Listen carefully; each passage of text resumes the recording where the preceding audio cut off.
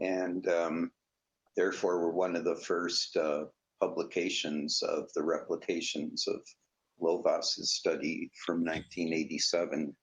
And then also you had Svein Eikeseth's program in Norway, which also had secured funding in the 1990s.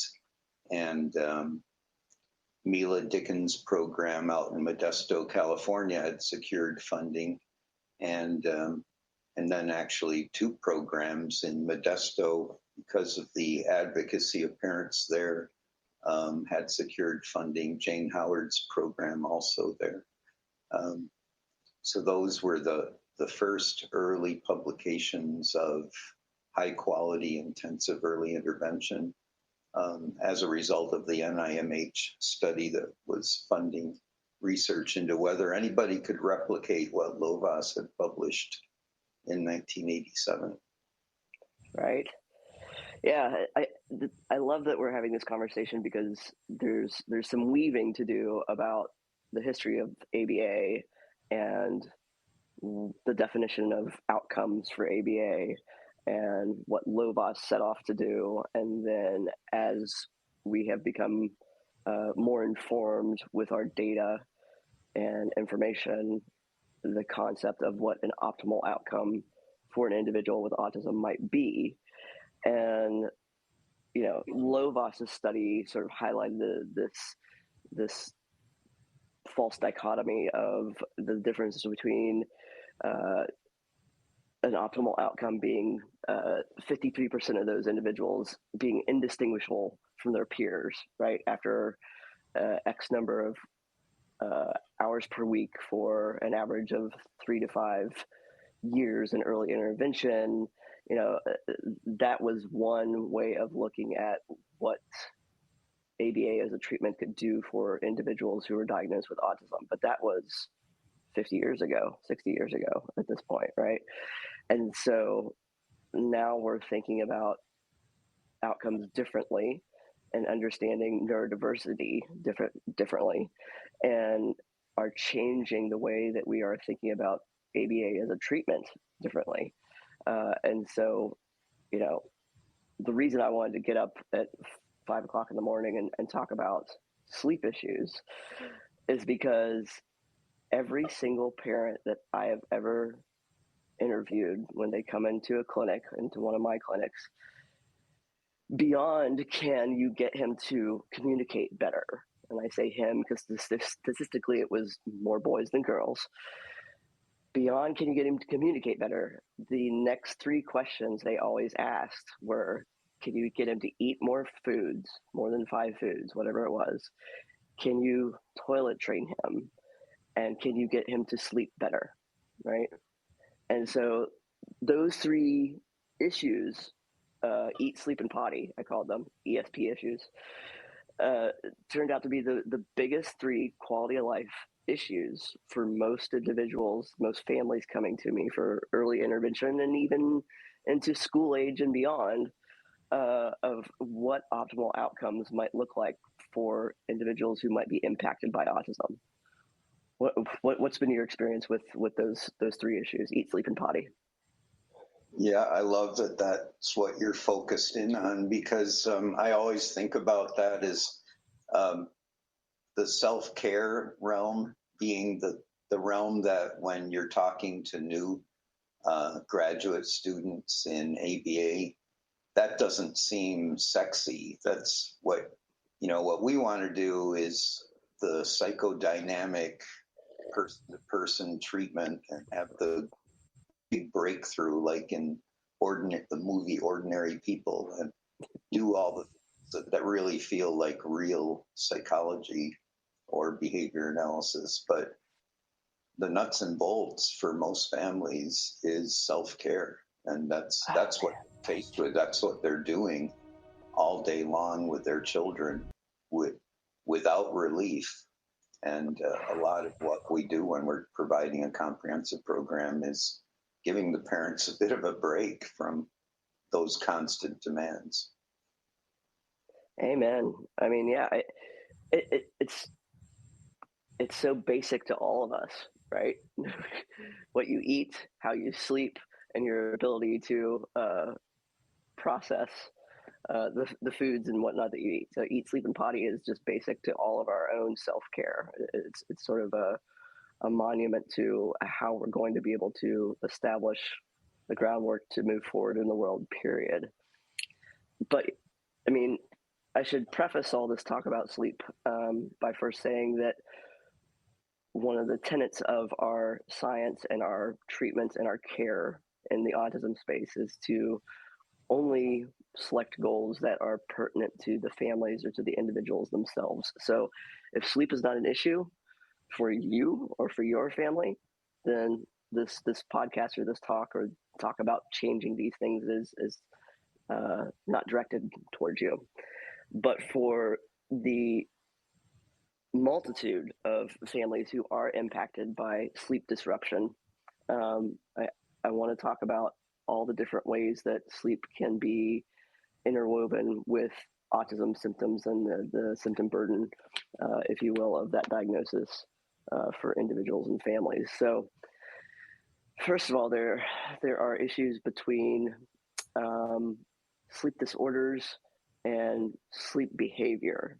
So tell me a little bit about your understanding of those things, Eric. Well, you were just addressing it so well. It's some people are sleeping according to whatever schedule they prefer. They're very pleased with their lives, and they don't need help from a professional. But more than half of the kids that we work with, that is a major complaint of the parents. And we're talking about early intervention. So the best way to keep ABA positive is to do early intervention rather than to wait until adolescence. And now, what are you going to do to help a child that's got an entrenched disordered pattern of sleep? And I might go off a little bit on that. So often we're seeing children in adolescence and young adults who have incredibly dysfunctional sleep patterns. And this has nothing actually to do with autism. We encounter children who are up all night playing video games. And those patterns developed slowly over a period of 10 years to the point where parents take for granted, I'm going to be zonked out and my kid's going to be up all night.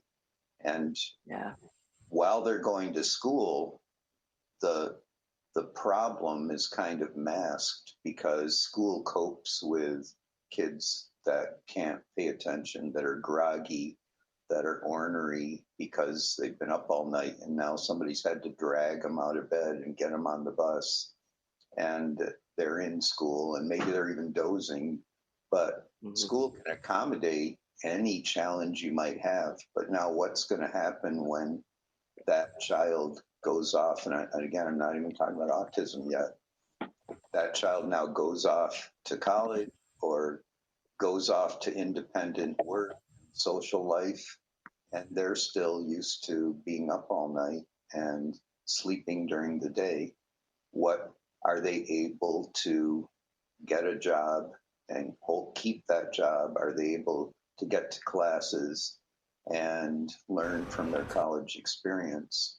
Or are they really just so used to being up all night that their pattern of life is very different from the majority of their peers?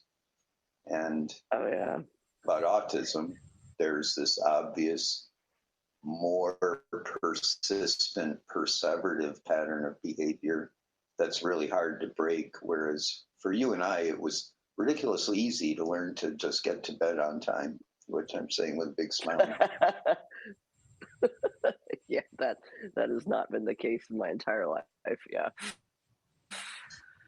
Yeah, but I mean, that's an interesting point. Like, we haven't even got to autism yet, because at some point, I think over 20 years ago, at a workshop I went to in ABAI in Atlanta, I went to a workshop about sleep and autism, and the gentleman whose name is escaping me right now, fact that there is a diagnostic crossover between individuals who are diagnosed with ADHD and those who are just sleep deprived in children, because they're behaving hyperactively in order to keep their brain and their nervous system regulated based on the lack of sleep. And I've seen that in my observations of children in general. The kids that have not had their naps on time, right? Typically developing neurotypical children, toddlers, etc. They haven't had their naps on time, and you see them getting more and more wound up, right? And just impulsive and grabbing all the things in their environment because they're not on their correct sleeping schedule, right? So if we extrapolate that to individuals whose neurology might be different even further, what is that going to do to their behavior, right? So yeah, I think statistically it's somewhere between, and this is a wide berth, but somewhere between 44 and 89% of individuals on the autism spectrum have some type of sleep disturbance. And so there is, again, the difference between a sleep disorder and a sleep behavioral issue is can't sleep versus won't sleep, right? So you've got disorders that go into parasomnias, sleepwalking, night terrors. What else? What else am I missing here, Eric? There's other types of sleep disorders that I can't think of that are a legitimate medical diagnosis versus a behavioral issue. And so it's important that we parse out, as we talk about these sleep issues, that you get a medical rule out first before anything is actually addressed behaviorally, so that you're actually treating the correct symptom or issue that's going on in the household. Right. Yeah, but a hallmark of ABA treatment is to look at whether there's something biological that should be addressed first. I think, unfortunately, though, the huge, vast majority of folks are going to encounter medically is medication treatment, which is not actually recommended by the medical professional associations. In fact, it's counter-recommended because drug treatment is only a temporary stopgap for treatment before children habituate to the therapeutic doses. Yeah, and what are some of the medications that you see prescribed, or even sometimes not even prescribed, just used? Well, your normal pediatrician, and frequently people are going to talk about, I'm even blanking out the term, it's more of an herb than it is a drug. Melatonin? Yeah, melatonin, thank you. Yeah, yep. And then people will recommend just basic, and pediatricians might recommend that you just try a basic antihistamine that has a depressant effect on all of us.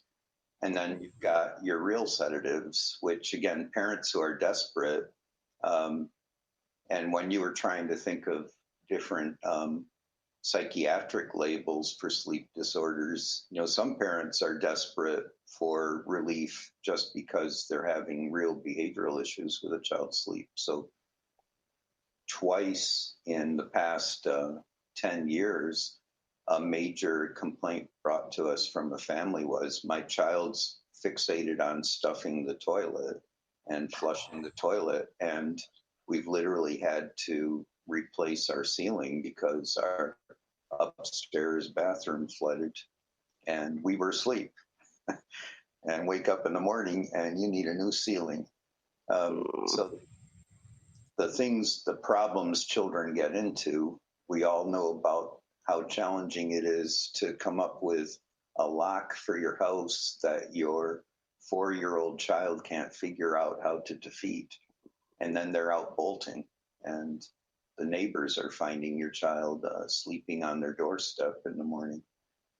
Yep. These are regular complaints that parents bring to us, and the safety of a young child that doesn't have self-preservation skills is a major issue in autism. Yeah. Yes. I mean, so many parents I've worked with throughout the years, they have children that are either difficult to get to sleep or to stay asleep. So there's sleep onset and then there's sleep maintenance. Two different types of disturbances within just regular sleep behavioral issues, not even talking about disorders. And, you know, a lot of families end up co-sleeping, which there's absolutely nothing wrong with, unless it is no longer preferable to the family, right? So I There, the school, there's no longer guaranteed special education funding. The child's now 22. He's on his own, or he's living with you as you get older and more feeble, as we all go into our senior years. And at some point, you're just wondering who's going to be taking care of my child, and that there's no good answer for that. So that's not sometimes. We're spending way too much time raising the specter of super challenges in the future. If you don't pay me now for treatment, then you're going to be paying me later for serious round the clock 24-hour residential care. And that's not true for every person. It's not true by any means. But many of the families that I'm working with can see down the road into the future that I've got to deal with this now and not later. So when we talk about non-compliance, long big circle back to what you started with here, it's non-compliant in the sense of you're not reckoning, because you're a kid, you're not reckoning what you're going to need to survive in the future, and you sure can't understand your parents' anxiety over your future, but you would rather be playing video games. You'd rather be eating yet another bowl of cream of tomato soup, and you'd and that's very rather. specific. And that's what seems like a great life to me. I've got my cream of tomato soup and I've got my Mario game, and that's all I need in life. That rear end thermometer, and that's the a child. You can say, okay, it's non-compliance, and the child's got a right to assent to his own life choices, but he's not capable.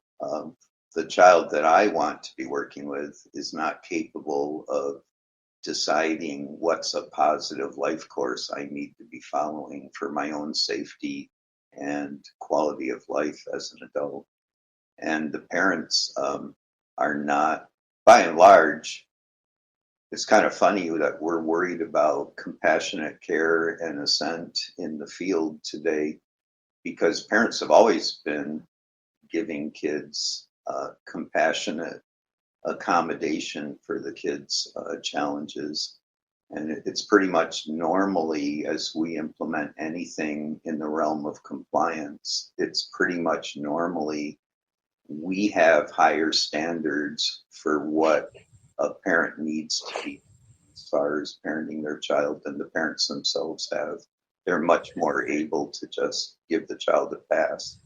They're worried about their child's future, but for right now, yeah, he loves this video game. So, and grandma's buying him the fourth and fifth variation of the Mario video games, because all of us are giving our child what they want, because what else would a parent do? Their parents are not trying to torture their child or deprive their child.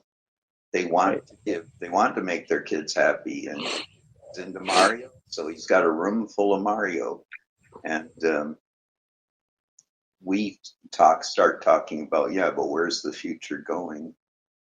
And often the parents are already standing up for assent as a basis of treatment instead of having to be introduced to this novel concept.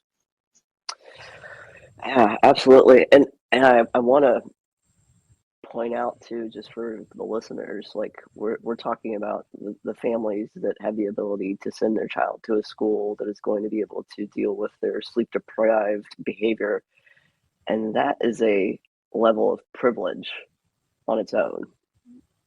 There are so many families that don't have what is terribly understated as a luxury with the public school education that they might be able to access.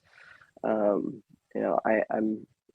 friends with groups that work with individuals who are no longer being served in the public school because of behavioral issues related to their autism or other diagnoses.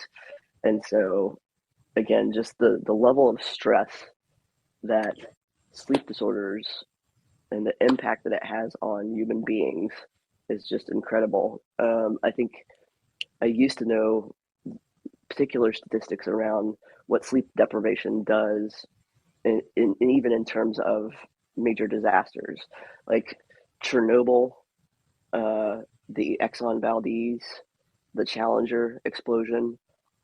I'm dating myself here as a Gen Xer by listing all these, but all of those had sleep deprivation as a point of impact to what actually led up to all those disasters. And so, again, if you extrapolate that to just everyday people trying to drive their cars to get to work, the number of traffic accidents that happen as a result of sleep deprivation, the impact of, and I hate this word, productivity at your job, it's all impacted by sleep, right? And whether you're able to be kind to your partner in your household, right? Whether you are able to tolerate humanity in your workplace, all impacted by sleep. So yeah, it's just, I think I've been proselytizing about this a lot with the different talks that I've been invited to do lately, and talking about quality of life and outcomes and what goals should be in ABA. And if a parent comes into your office and says, my 8-year-old is still not completely toilet trained, and we can't get him to sleep through the night, and we can't go out to a restaurant anymore. And you say, okay, let's do this assessment over here. Let's do the ABLS, or let's do the VB map. And it's got nothing to do with the 3 things that parent just told you is going on in their household that is affecting their quality of life. We need to course correct here.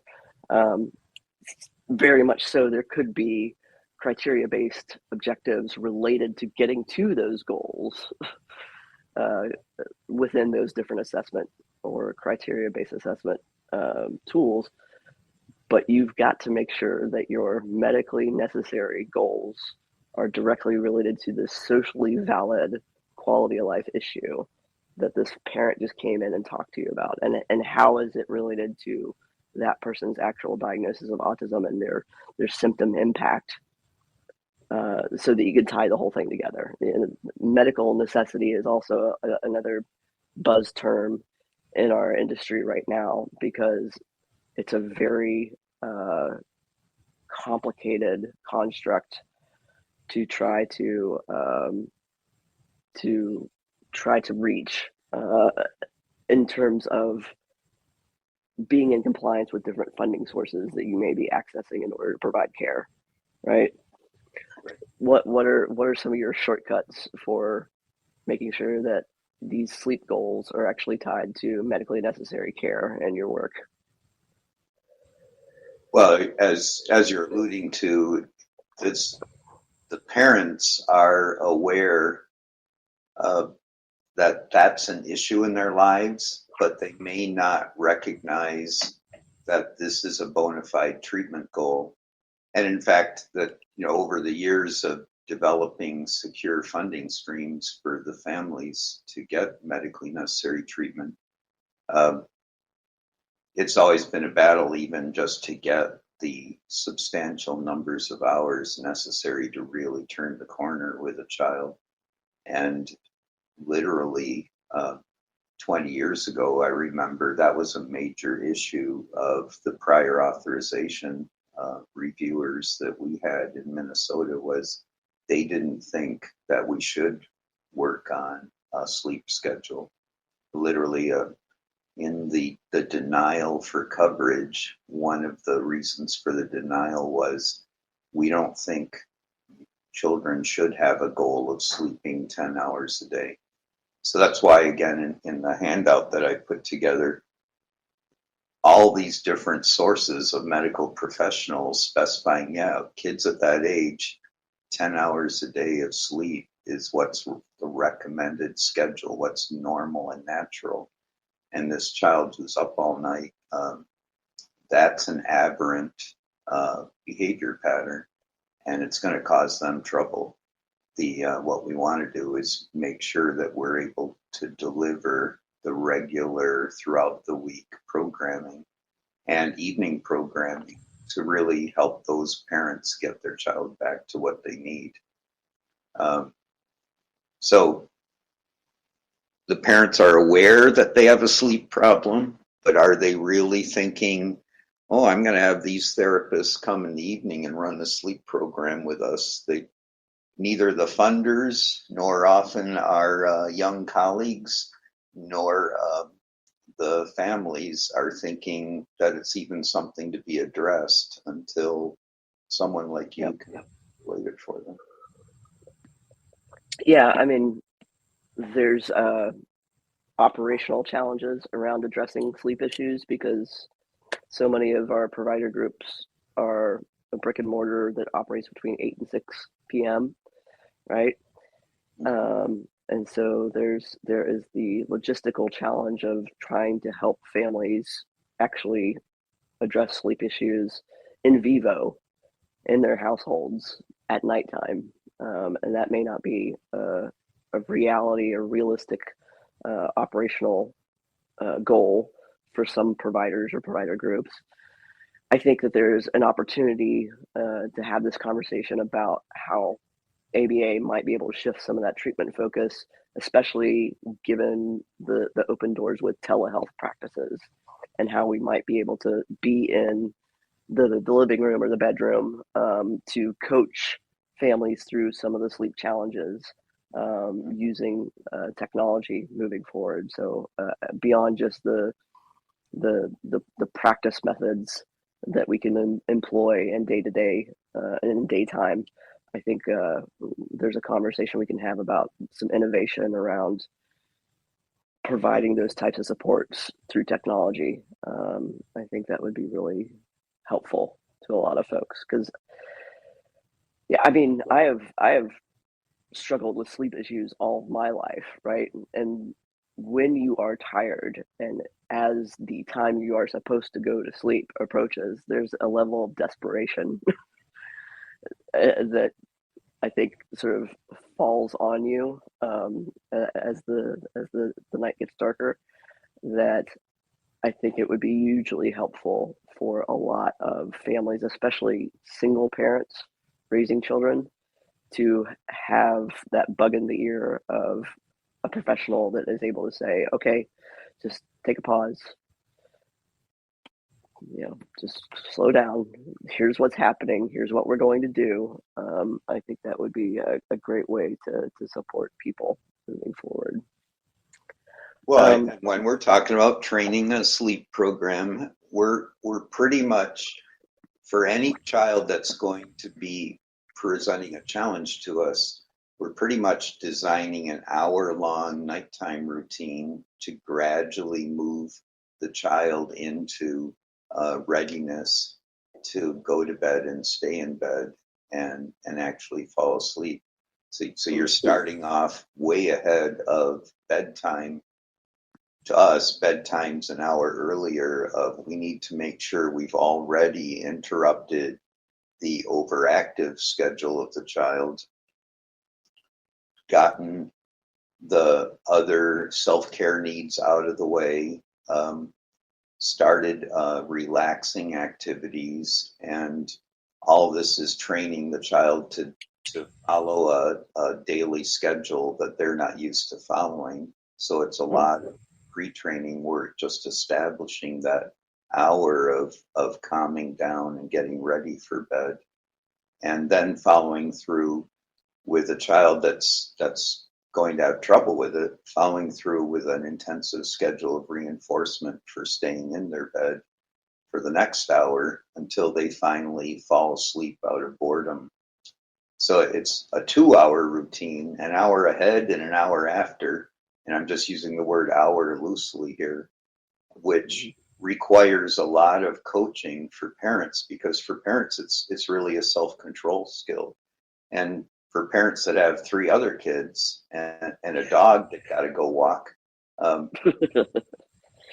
who's going to win this battle of competing interests?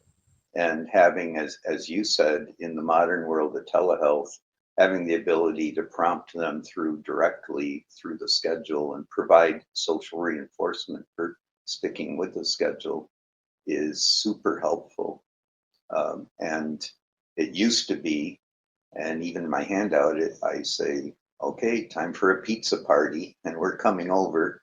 Our staff going back to the 1990s, well, we're residential staff. We're used to being up all night providing services to our clients.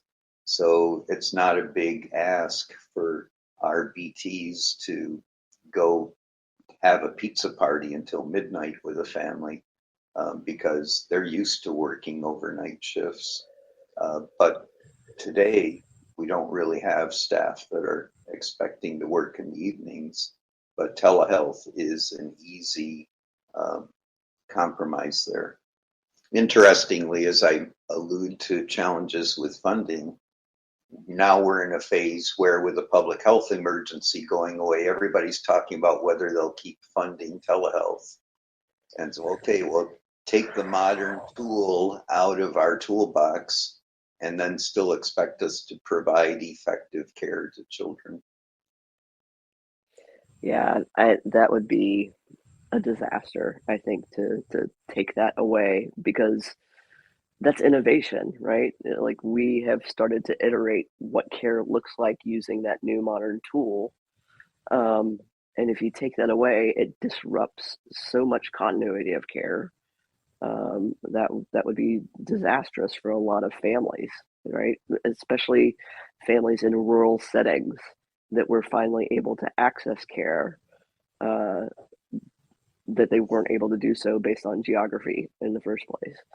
So yeah, I will definitely be joining you and advocating for making sure that that does not go away, and helping to keep funding in place for organizations like the Lovaas Institute and other groups across the country that are trying to provide that continuity of care, right? It's important to individuals in general to have continuity of care. It is arguably even more important for individuals on the autism spectrum who desire a level of sameness that things don't get interrupted needlessly. So, yeah, big important topic there. I do want to mention, for anybody that's listening, Eric has provided me with some handouts and information from the Lovaas Institute and his own personal work, that I will find a way to share with Autism Live, and hopefully it'll be on a website so that folks can download and access that information going forward.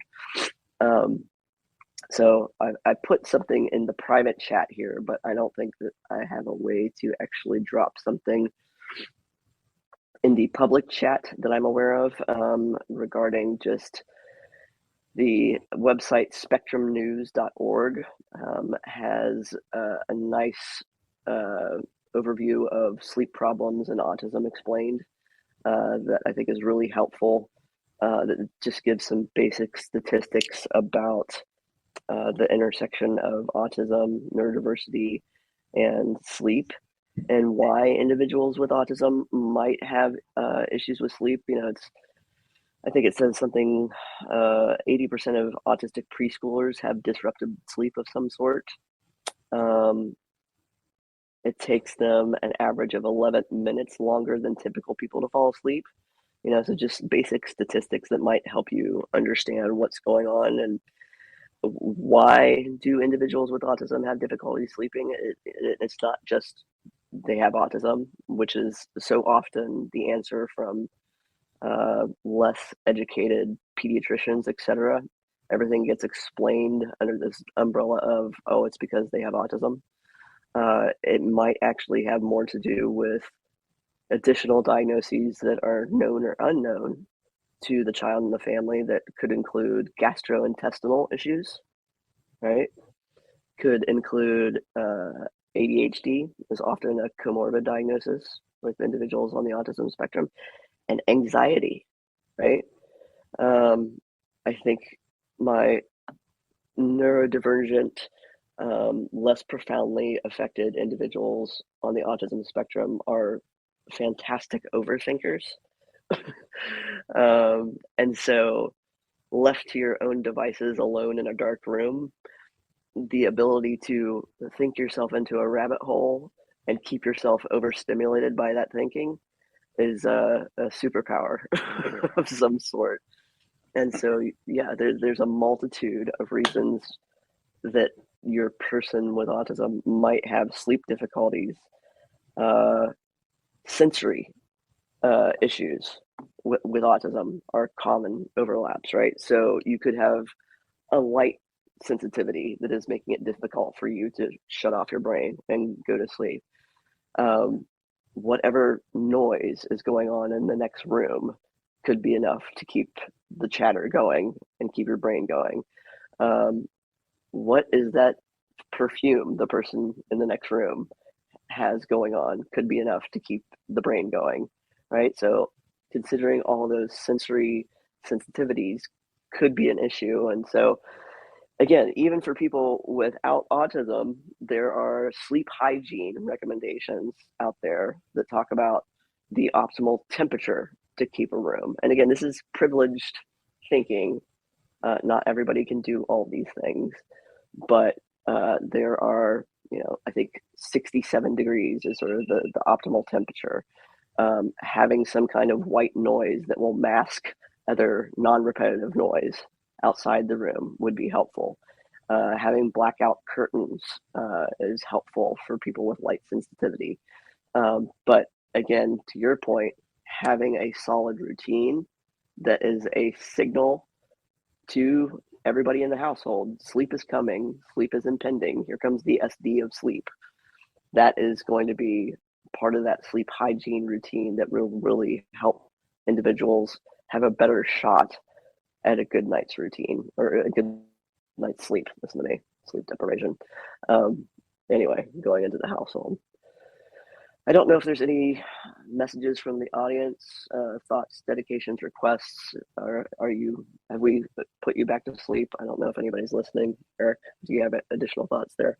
Well, and while you're looking to see if there is any questions, the relaxation response itself is a skill that you can acquire. So whether I'm talking to you as a client or to a parent of a young child or to that person who's struggling in college, you can learn to relax and you can intentionally initiate relaxation.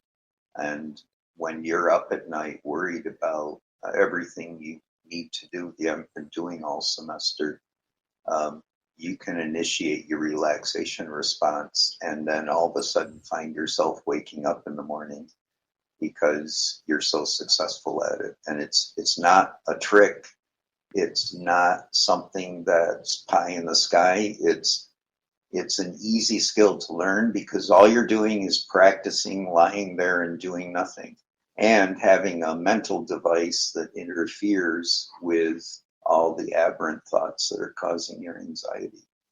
But that's, it's been a hallmark of cognitive behavior therapy for 50 years, and it's very effective if you get the therapeutic support to learn it and follow through with it.